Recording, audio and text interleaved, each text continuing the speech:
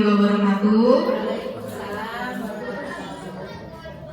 Pertama-tama saya ucapkan terima kasih kepada Ibu Kepala Sekolah UPTD SDN 3 Kedondong atas kesempatannya, dan juga Bapak Ibu rekan guru yang sudah meluangkan waktunya untuk menghadiri acara penyampaian atau pengimbasan apa yang sudah saya dapatkan, saya pelajari selama pendidikan program guru penggerak. Nah, hari ini saya mau melakukan aksi nyata CGP Angkatan ke-8 modul 1.4 mengenai budaya positif di sekolah.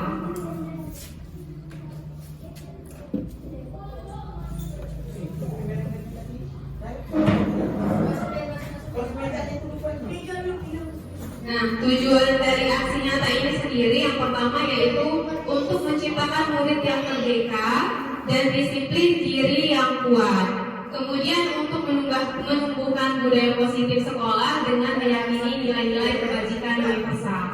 Tolak ukur dari keberhasilan disiplin positif ini sendiri yang pertama yaitu terbentuknya keyakinan kelas melalui kegiatan kesepakatan kelas yang dilakukan wali kelas dan juga siswa.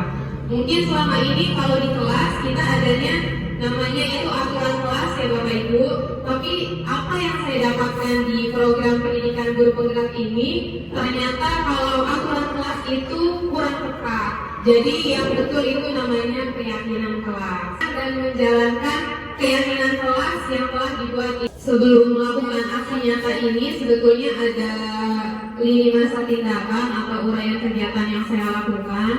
Yang pertama yaitu sebelumnya saya sudah menghadap Ibu Kepala Sekolah didampingi oleh pengajar praktik saya yaitu Bapak Riza Yuneri. Saya menghadap Kepala Sekolah untuk menjelaskan pentingnya penanaman budaya positif dan keyakinan kelas di sekolah ini tadi.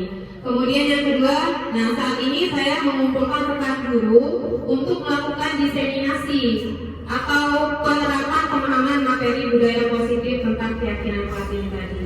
Selanjutnya setelah saya melakukan pengimbasan, kita bersama-sama berkoordinasi, berkolaborasi seluruh guru yang saya harapkan di UPTD SDN 3 Kedondong ini untuk membuat keyakinan kelas yang kemudian akan kita jadikan sebuah budaya positif di sekolah kita.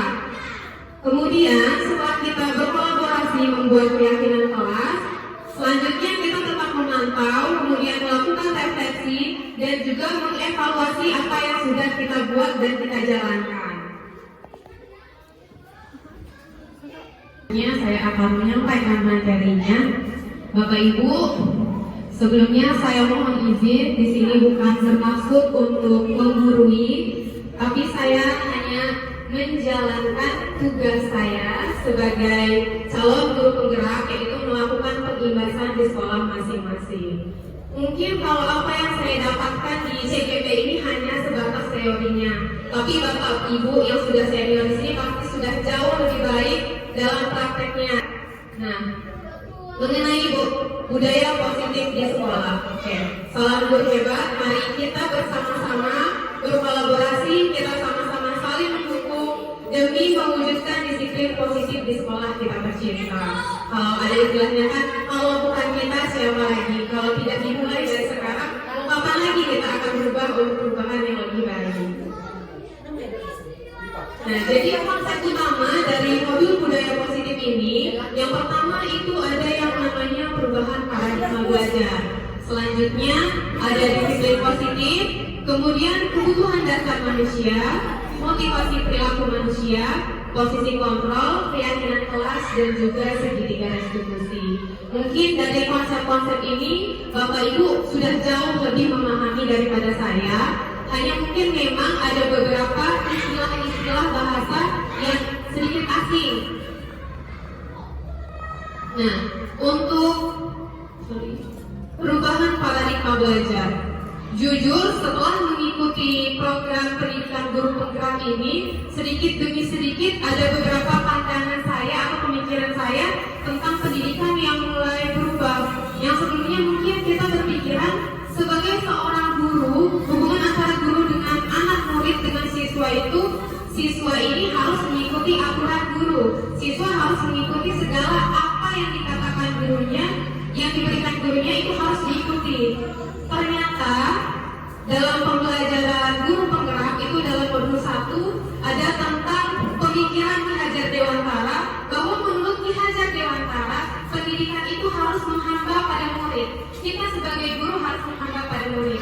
Awal dengar saya juga kaget ya, menghamba pada murid.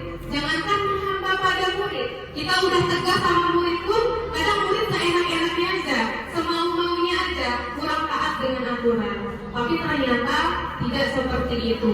Menghamba pada murid di sini maksudnya kita sebagai guru, jadi siswa itu, setiap anak itu terlahir sudah ada kodratnya masing-masing. Tugas kita sebagai seorang guru itu bukan merubah kodrat tersebut, melainkan kita membantu siswa tersebut, bukan menuntut, melainkan menuntut siswa tersebut untuk menemukan jalan hidupnya.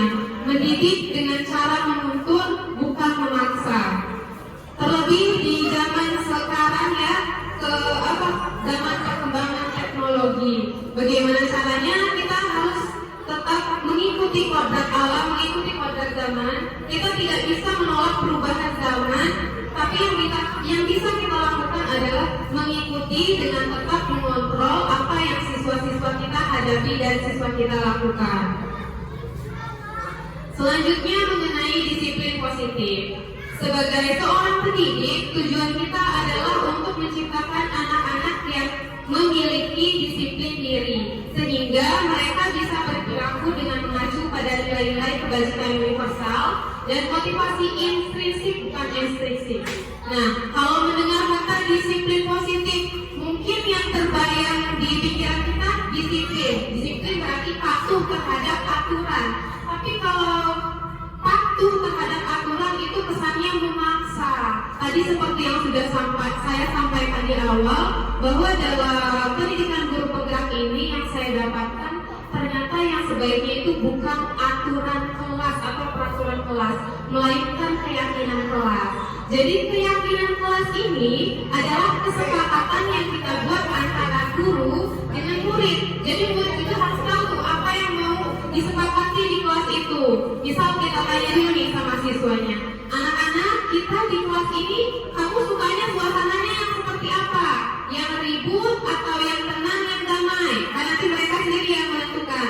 Damai, oke, kita tulis tuh di papan tulis. Kita mau kelas ini damai. Selanjutnya, kamu lebih nyaman temennya yang baik-baik atau yang suka jahil? Yang baik-baik. Oke, berarti yang baik-baik kita ganti kalimatnya mungkin jadi saling menyayangi sesama teman. Kemudian selanjutnya, nah, kamu lebih suka terlambat atau lihat temannya yang datang tepat waktu? Pasti mereka jawabnya datang tepat waktu. Jadi kita tambahkan mungkin disiplin waktu. Tapi selain itu, kesepakatan untuk siswa itu juga berarti untuk kita sebagai gurunya, karena pembelajaran terbaik itu adalah melalui contoh. Jadi kalau kita mau siswa kita jadi siswa yang disiplin, yang bisa menjaga sikap, yang bisa menjaga ucapannya, kita sebagai guru terlebih dahulu harus memberikan contoh, karena guru adalah orang yang digugu dan ditiru ya Bapak Ibu. Kemudian selanjutnya yaitu kebutuhan dasar manusia. Mengenai kebutuhan dasar manusia, ini ada kebutuhan hidup, kebutuhan kasih sayang dan rasa diterima, kebutuhan penguasaan dan kebutuhan kebebasan, serta kebutuhan kesenangan. Biasanya kita di sekolah itu kan pasti di kelas biasanya menghadapi siswa yang macam-macam ya Bapak Ibu. Ada yang suka datang terlambat, ada yang mungkin suka jahil sama temannya sampai berkelahi, buat teman yang nangis. Nah itu kita nggak bisa langsung judge anak ini nakal atau anak ini bandel. Kita telusuri dulu nih, kenapa ya dia seperti ini? Kebutuhan dia yang mana nih yang belum dipenuhi? Apa mungkin di rumahnya dia kurang kasih sayang, kurang perhatian? Jadi kita sebagai guru sebaiknya gimana nih di sekolah supaya dia bisa ikut fokus belajar, bisa yang tadinya jarang mengerjakan PR bisa mengerjakan PR. Kemudian ada kebutuhan penguasaan. Biasanya ada yang jagoan-jagoan nih suka berantem. Dia merasa senang kalau menang dari temannya. Itu juga harus kita cari tahu. Kemudian kebutuhan kebebasan. Mungkin kadang di kelas ada yang anak ini sedikit-sedikit keluar, sedikit-sedikit izin pipis, sedikit mungkin pembelajaran kita di kelas apakah kurang menarik minat siswa, atau terlalu kaku sehingga mereka merasa jenuh. Kita nggak bisa tuh, itu anak itu sering keluar terus, itu bandel tuh. Ada baiknya kita juga merefleksi diri, apa nih kurangnya dari pembelajaran yang sudah saya lakukan di kelas. Selanjutnya, motivasi perilaku manusia. Nah, motivasi ini adalah dorongan yang timbul dari dalam diri manusia, baik atas kesadaran sendiri maupun dorongan dari luar. Atas kesadaran sendiri yaitu motivasi intrinsik dari dalam diri, dan juga dorongan dari luar atau motivasi dari luar yaitu motivasi ekstrinsik. Yang pertama di sini ada motivasi karena termotivasi karena menghindari ketidaknyamanan dan hukuman. Kira-kira itu termasuk kesadaran diri sendiri atau karena faktor dari luar? Ibu Ella? Ya, menghindari ketidaknyamanan dan hukuman. Jadi kadang siswa itu melakukan atau menaati sebuah aturan itu bukan karena kemauan dia sendiri, tapi kadang ada dorongan dari luar. Yaitu tadi yang pertama karena takut akan dihukum. Jadi dia itu datang sekolah tepat waktu bukan karena kesadaran dia, tapi karena dia takut dihukum. Itu termasuk dorongan dari luar atau motivasi ekstrinsik. Selanjutnya yang kedua yaitu untuk mendapatkan imbalan atau penghargaan dari orang lain, atau juga bisa berupa pujian. Ada anak yang dia semangat belajar supaya dapat ranking dan dapat hadiah. Ada juga yang datang terlambat supaya dipuji. Ada yang mengerjakan PR supaya dipuji dan menghindari hukuman. Sebenarnya hadiah itu bagus, tapi sebenarnya juga kurang tepat, karena itu bisa menimbulkan motivasi ekstrinsik itu tadi, bukan karena kesadaran dari dalam diri dia, melainkan karena yang pertama tadi takut hukuman dan mengharapkan imbalan atau hadiah. Kemudian yang ketiga yaitu motivasi perilaku manusia yang sebaiknya ditanamkan sejak dini, yaitu karena untuk menghargai nilai-nilai kebajikan dalam diri sendiri. Jadi bagaimana caranya supaya anak itu melakukan kebaikan-kebaikan itu tadi karena kesadaran dalam diri dia, bukan karena motivasi-motivasi dari luar tadi. Kemudian yang selanjutnya ada konsep disiplin dengan identitas gagal. Biasanya kita mendisiplinkan siswa yang pertama tadi itu dengan hukuman. Nah, hukuman ini tanpa kita sadari kadang ada yang menyakitkan. Itu kemudian membuat siswa merasa takut. Apalagi kalau siswa yang masih di tingkat rendah, kelas 1, 2, 3, tanpa kita sadari, mungkin bapak ibu juga dulunya pernah waktu sekolah mungkin yang pernah dicubit atau dipukul, itu pasti ingatannya membekas sampai dewasa. Mungkin kalau di zaman-zaman dulu itu bisa ambil positifnya, tapi belum tentu anak yang sekarang ini sama seperti anak-anak zaman dulu. Kemudian juga hukuman ini membuat anak merasa tidak nyaman, sehingga kita sebagai guru merampas kebebasan anak. Kemudian murid itu bisa menjadi tidak jujur. Dia cenderung berbohong supaya dia tidak dihukum. Kemudian juga hukuman ini bisa membuat anak rendah diri, sehingga bukannya anak malah termotivasi, dia malah jadinya down. Kemudian yang kedua tadi ada penghargaan. Penghargaan ini juga menjadi kurang efektif karena yang pertama bisa merusak hubungan, bisa menyebabkan rasa iri antar temannya. Kemudian yang kedua itu bisa mematikan kreativitas. Jadi misalnya dia udah dapat hadiah nih, udah dapat ranking, jadi udahlah saya nggak perlu berusaha lagi, yang kemarin aja udah cukup nih, udah bisa dapat ranking. Nah kemudian yang ini menghukum dengan perankingan. Jadi anak-anak yang belum dapat ranking ini kadang bukannya malah termotivasi, justru dia merasa iri, alah udah pasti nanti juga semester depan dia lagi. Kemudian, jadi kalau biasanya kita menerapkan disiplin ini dengan cara hukuman, kalau yang saya dapatkan dari pendidikan guru penggerak itu ada namanya restitusi. Jadi restitusi ini merupakan proses untuk menciptakan kondisi bagi murid untuk memperbaiki kesalahan mereka. Jadi siswa ini bisa belajar dari kesalahan temannya, bisa memperbaiki hubungan dengan kawannya. Jadi kita ingin memberikan tawaran bukan paksaan. Jadi kita sebagai guru itu menawarkan solusi kepada siswa. Misalnya ada siswa yang sering tidak mengerjakan PR. Kalau dikasih hukuman kan kadang juga hukumannya kurang sesuai.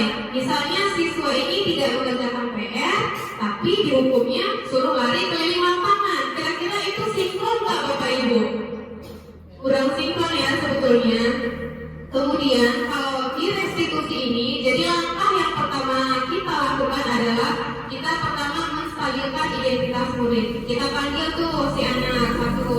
Kita tanya dulu nih alasan dia kenapa dia tidak mengerjakan PR. Sedikit demi sedikit kita cari tahu. Kita juga nggak bisa langsung menyalahkan, langsung kamu nggak mengerjakan PR. Nanti kalau kamu nggak mengerjakan PR, kamu nggak naik kelas dan sebagainya, kalimat-kalimat ancaman lainnya. Tapi sebaiknya kita bilang, oh misalnya alasan dia karena main HP, jadi tidurnya kemalaman dan lupa mengerjakan PR misalnya. Kita kasih penguatan dulu tuh, oh iya pasti main HP seru ya, bisa main game pasti seru ya. Setelah itu barulah kita, jadi kira-kira menurut kamu kalau main HP sampai tidak mengerjakan PR itu termasuk perbuatan yang benar atau kurang benar? Nanti biar dia sendiri yang menjawab, itu juga bisa melatih proses berpikir kritis siswa. Selanjutnya setelah dia bisa jawab nih, kita tawarkan solusinya kepada dia. Bukan kita yang langsung bilang, jadi kamu harus gini-gini, enggak. Jadi nanti kira-kira solusinya supaya kamu enggak kesiangan dan bisa mengerjakan PR bagaimana? Mungkin dia nanti akan jawab mengurangi main game dan enggak tidur yang kemalaman lagi. Nah itu dari hal-hal kecil seperti itu kita bisa juga mengajarkan cara berpikir kritis dan siswa mulai dari kecil itu sudah bisa mencari solusi untuk dirinya sendiri. Kemudian yang terakhir itu kita memberikan solusi memvalidasi tindakan yang salah. Kita bilang yang itu tadi salah, jadi selanjutnya kamu mau bagaimana? Setelah itu kita yakinkan dia. Setelah itu untuk seterusnya kita bantu evaluasi atas apa yang sudah dia yakini. Nah itu tadi Bapak Ibu. Nah, mengenai keyakinan kelas itu tadi sedikit saya ulas. Jadi nanti kalau bisa kita sama-sama buat keyakinan kelas itu, khususnya guru kelas dari kelas 1 sampai kelas 6. Memang betul sih, mungkin awalnya mungkin agak sulit. Karena kan kita tahu ya kualitas siswa kita, tapi harus kita sadari juga kembali ke diri kita masing-masing. Sebenarnya kenapa nih siswa-siswa ini seperti ini? Apakah memang murni hanya kesalahan di mereka, atau memang kita sebagai guru juga kurang perhatian atau kurang cara untuk menangani mereka? Jadi kita bisa sama-sama melakukan kolaborasi untuk menciptakan budaya positif di sekolah. Dimulai dari kita sendiri dulu, mulai dari disiplin waktu, kita juga sesama rekan guru atau kita sebagai guru juga mencontohkan kalimat yang baik-baik ke siswa. Gimana caranya? Ketika kita marah pun, kalau bisa kita tetap ajarkan kalimat-kalimat yang santun. Seperti yang kita ketahui saat ini di perkembangan teknologi, anak-anak ini sangat mudah sekali mengakses media sosial. Di sana banyak konten-konten yang sebenarnya belum layak untuk mereka lihat. Di sana juga mereka dapat kalimat-kalimat yang kurang pantas diucapkan. Kita sebagai guru nggak bisa dilepas tangan. Itu biar orang tuanya aja urusan mereka di rumah, nggak bisa. Bagaimanapun tugas kita sebagai seorang pendidik, kita harus mengontrol itu tadi. Gimana caranya supaya anak-anak ini bisa memiliki akhlak yang baik. Kita berharap dari memperbaiki akhlak ini dulu, baru kedepannya kita bisa memperbaiki hal-hal yang lainnya. Seperti yang kita ketahui yang katanya utamakan ada di atas ilmu. Semoga kita bisa menjadi pendidik yang bisa memimpin anak didik kita supaya memiliki akhlak yang baik dan bisa kedepannya bukan hanya di SD. Kita di SD mencoba menerapkan sedikit demi sedikit. Mungkin hasilnya nggak langsung kelihatan waktu di SD ini, tapi insya Allah segala hal baik kedepannya pasti akan berbuah baik. Mungkin nggak sekarang, nanti perlahan mereka juga akan menyadari itu sendiri karena sudah kita tanamkan sejak dini pada diri anak-anak. Mungkin itu bagi Bapak Ibu. Ada yang memiliki pertanyaan atau ada hal-hal yang kurang jelas?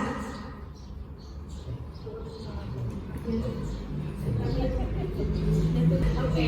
Nah, sedikit ada tambahan. Tadi kita udah buat jadwal mata pelajaran ya Ibu Ella. Tadi mungkin sedikit diulas ya. Kalau tadi ada yang belum mengetahui, kita setiap hari Senin tadi masuknya jam 7.15 ya Ibu. Kemudian untuk hari Selasa sampai hari Jumat kita masuk jam 7.30. Jadi kan 1 jam pelajaran itu dihitungnya 35 menit. Jadi kita pagi itu belajar dari jam 7.30 sampai jam 9.50. Kita istirahat pertama Bu dari jam 9.50 sampai jam 10.20. Selanjutnya kita masuk lagi dan istirahat untuk isoma itu jam 11.55 sampai jam 13.00. Nah, untuk jam pulangnya sebetulnya ini karena belum dilihat muatan jam pelajaran untuk kelasnya itu antara jam 14.10 atau 14.00. Nah, sedikit ada usulan untuk kegiatan pagi ya Bapak Ibu, karena kan anak-anak kita ini belum ada pelatih pramuka. Nah, gimana kalau pagi itu kan kita baris memang masing-masing kelas, tapi gimana kalau kita selipkan sedikit peraturan baris berbaris, jadi itu paling enggak terlalu sebentar, 10 menit, kira-kira kelamaan nggak ya Bu untuk jadi masing-masing guru kelas itu di depan kelasnya masing-masing setiap pagi PBB dulu ya, gerakan-gerakan dasar. Setelah itu ya itu tadi ya Pak, ada usulan praktik, ada tebak pengetahuan baru boleh masuk kelas. Nah, untuk selanjutnya kan kita setiap hari ya sholat duhanya ya. Nah, setiap hari itu dikomando guru kelas masing-masing. Mungkin kalau yang siswanya agak lebih banyak dari yang lain bisa dibantu dengan guru bilang tadi ya, Ibu Ditya. Kemudian, nah untuk sholat duha kira-kira sama bukan dulu nih, kira-kira berapa menit itu? Repot dulunya itu. Harus dari rumah kan diomongin di. Oh bisa ya. Ya. Bisa kalau di sini susah. Iya kalau kayak dinas bilang bisa ya. Nah itu tadi. Nah kalau saya di sini hitungnya tadi, jadi kita ambil kegiatan pagi ini kita ambil di 1 jam pelajaran itu tadi 30 menit untuk baris berbaris, kemudian tadi tebak pengetahuan, kemudian mempersiapkan untuk sholat duha. Kemudian sebelum belajar, siswa kita suruh bawa juz amma ya, khususnya kelas tinggi.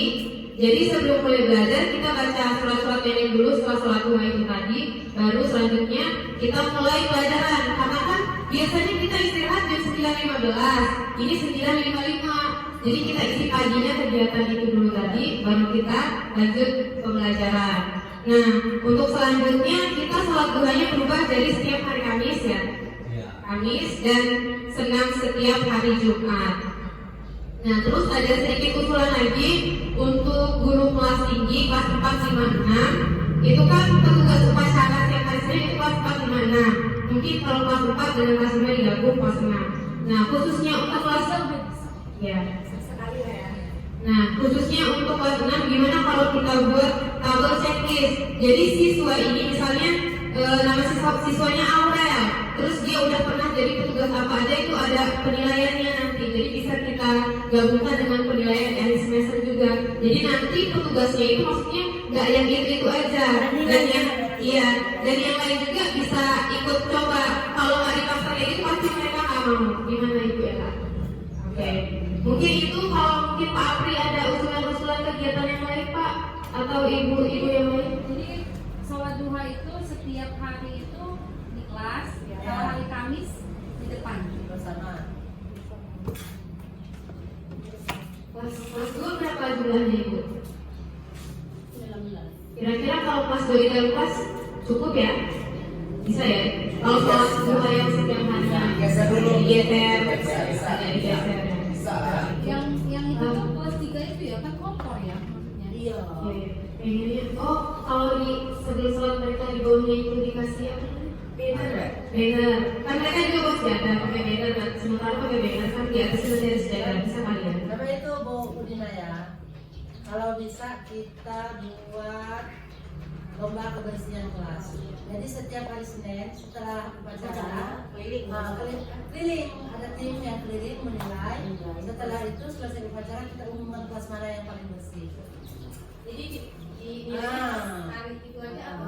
Misalnya ada tugasnya satu minggu itu. Setiap hari Senin. Kata saya mah gini Bu, zaman pas upacara Bu, sebelum acara dimulai, kuliah pikir itu. Saya tambah sedikit ya, Bu Prasola, tentang kegiatan lomba untuk bersihan. Itu sebelum dimulai, guru yang kan cari tiket, dia kontrol kelas mana nih yang udah siap bersih ready, apa yang belum. Yang belum itu kalau udah waktunya dia belum beres, yang kategori masuk ini. Makanya begitu mengontrol guru tiket, dia udah bersih, rapi, penataan segala macam, itu baru kategori yang bagus. Jangan setelah upacara kalau kita nilai. Jadi umumkan waktu siapa yang petugas pembina itu menyampaikan untuk hari ini tanggal sekian kelas yang paling rapi yang berapa nilai A kelas si Anu, jadi gitu Bu. Ya. Nah itu. Nah terus itu tadi untuk olahraga untuk petugas. Itu tidak hanya kebersihannya aja Pak Apri, keindahan. Iya, dia mencakup segala keindahan, penataan ruangan segala macam, kebersihan yang utama itu, yang paling utama poinnya itu yang harus dinilai. Terus, ya kerapihan. Memang itu berat Bu. Ya, kalau kita simak dari pernyataan dari guru penggerak bina tadi memang betul. Kita nggak hanya untuk guru bina tadi atau guru kelas 4 aja yang rapi, sementara kelas 1 kelas 2 enggak. Itu nggak bisa, itu konsekuensinya dari awal. Kalau memang itu dari kelas 1 harus seperti itu, kelas 2 seperti itu, kelas 3 kalau hanya Dina atau kelas 5 yang seperti itu nggak bisa berjalan tuh. Karena pada dia akan kecemburuan. Itu memang kita yang membutuhkan waktu yang panjang Ibu Dina. Enggak kita harus membalikkan tangan dia menjadi kita bisa prosesnya. Karena kita dari awal kalau memang seperti itu memang yang dibina itu sekarang dari kelas 1. Kelas 1 kelas 2 itu roh yang itu harus dibina itu kelas 1 kelas 2 kelas 3 mereka masih awam ya, belum tahu kalau yang kelas tinggi itu ya udah biasa lah di sini ya, orang mental itu udah beda. Tapi kelas 1 kelas 2 kelas 3 itu harus kita bina itu dari sekarang sebelum dia menyentuh kelas 4. Jadi tentunya hal-hal seperti yang disampaikan Ibu Dina Berpenggerak tadi itu harus kita bina betul-betul supaya nggak kewalahan di kelas 4 kelas tinggi nanti. Kalau kita hanya instan nggak bisa Bu seperti ini. Iya, kewalahan Nggak bisa. Walau gimana juga kembalikan mental anak seperti Ibu Dina tadi. Apa yang disampaikan Ibu Dina tidak menghukum. ketempuhan Kalau memang dari dididik dari kelas 1 kelas 2 kelas 3, saya juga nggak bisa loh mental menghukum anak itu. Karena cukup saya berkata, mungkin anak-anak sudah ngerti. Oh iya loh yang sampai ke Ibu Dina kelas 1 begini, Apri, oh saya melakukan kesalahan, saya siap dihukum. Nah, tapi kalau dia udah paham, saya nggak menghukum lagi. Kenapa nak? Kamu nggak pakai topi? Saya maaf ini ya Bu Dina ya. Kenapa saya terapkan hukum untuk mencari lagi sewajar Pak, mencari sampah? Kenapa? Saya sering, bukan hanya sekali satu saat. Kamu yang nggak pakai topi harus dihukum.